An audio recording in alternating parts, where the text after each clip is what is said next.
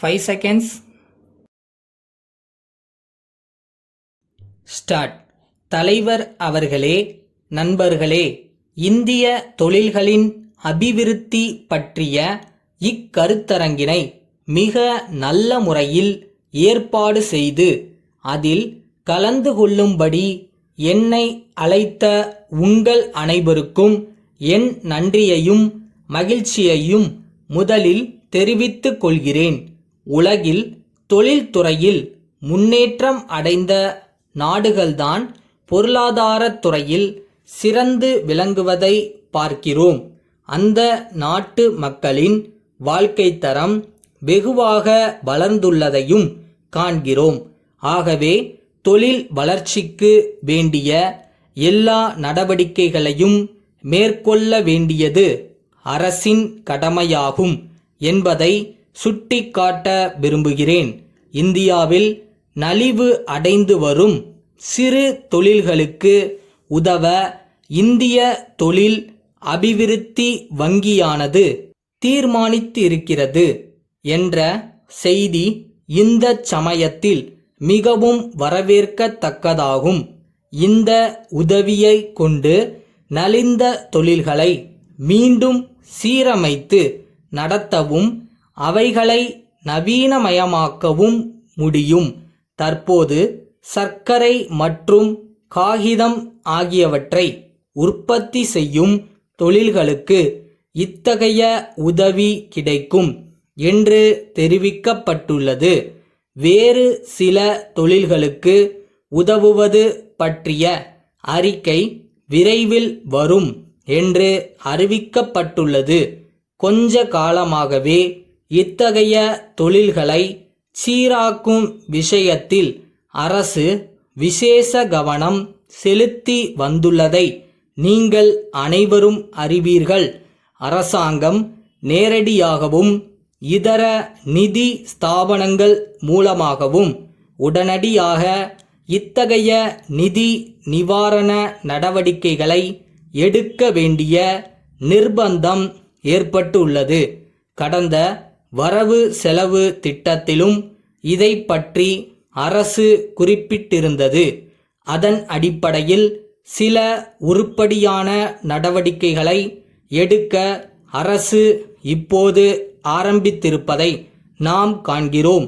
திட்ட கமிஷனுடைய ஒரு விசேஷ குழுவும் இந்த பிரச்சனையை ஆராய்ந்து பல்வேறு நிவாரண முறைகளை சிபாரிசு செய்திருக்கிறது.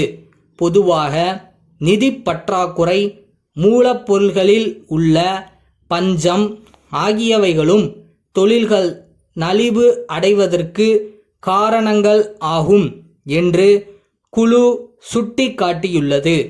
தொழில் அபிவிருத்திக்காக அரசு பல திட்டங்களையும் சட்டங்களையும் ஏற்படுத்தி செயல்படுத்தும் போது சிறு தொழில்களுக்கு இம்மாதிரி நிலை ஏற்படுவது பொருத்தமாக இல்லை. இத்தகைய நிலை ஏற்படுவதற்கான காரணங்களை கண்டு அவற்றை பரிசீலனை செய்வதில் கவனம் செலுத்தப்படுவது அவசரமான ஒன்றாகும்.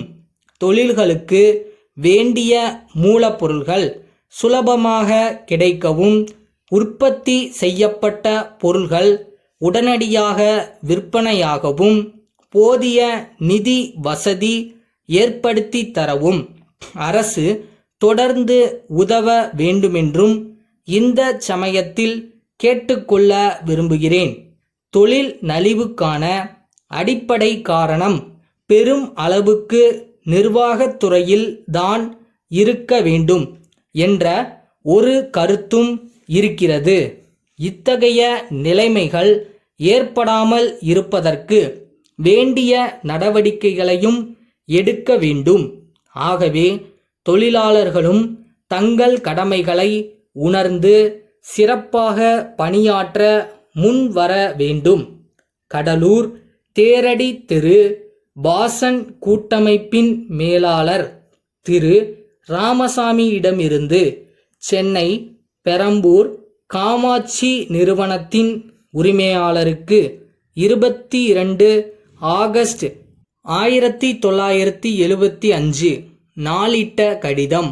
அன்புடையீர், நீங்கள் ஏற்கனவே ஒப்புக்கொண்டிருந்தபடி இத்திங்கள் 18ஆம் நாளுக்குள் வந்து சேர வேண்டிய தோல் கைப்பெட்டிகள் 50 இன்னும் வந்து சேரவில்லை என்பதை வருத்தத்துடன் தெரிவித்துக் கொள்கிறோம். இது எங்களுக்கு மிகவும் சங்கடமாக இருக்கிறது. வாடிக்கையாளர்களுக்கு எங்களிடத்தில் உள்ள நல்லெண்ணம் இதனால் ஓரளவுக்கு பாதியாக்கப்படுகிறது என்பதை நீங்கள் ஒப்புக்கொள்வீர்கள் என்று நம்புகிறோம்.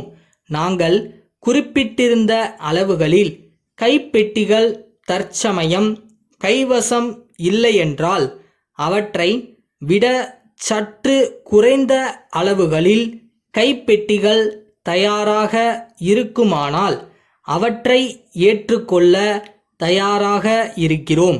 இது பற்றி எங்களுக்கு உடனே தந்தி மூலம் தகவல் அளிக்கும்படி கேட்டுக்கொள்கிறோம். இப்படி அவசரப்படுத்துவதற்காக நாங்கள் உண்மையிலேயே வருந்துகிறோம். ஆனால் இந்த விஷயத்தில் மேலும் காலதாமதம் ஏற்படுமேயானால் எங்களுக்கு பெருத்த நஷ்டம் ஏற்படும். தங்கள் உண்மையுள்ள